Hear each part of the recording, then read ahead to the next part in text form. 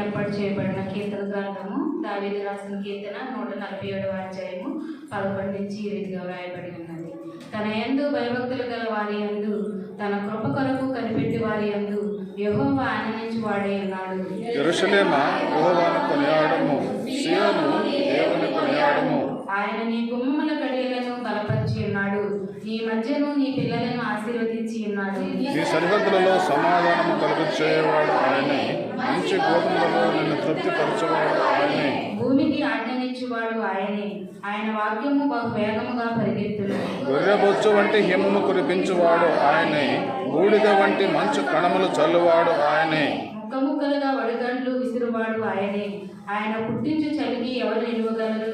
ఆయన ఆజ్ఞేయగా అవన్నీ కరిగిపోవును, ఆయన తన గాలి విసరచేయగా నీళ్లు ప్రవహించును. ఆయన తన వాక్యము యాకోబునకు తెలియజేసెను, తన కట్టడలను తన న్యాయవిధులను ఇశ్రాయేలునకు తెలియజేసెను. ఏ జనమునకు ఆయన ఇలాగ సెలవించలేదు, ఆయన న్యాయవిధులు వారికి తెలియకనేవి. దేవుడు తన పరిశుద్ధ వాక్యమును దీవించును గాక. ఆమేన్. చెప్పండి ఆమేన్. ఆమేన్. హల్లెలూయా.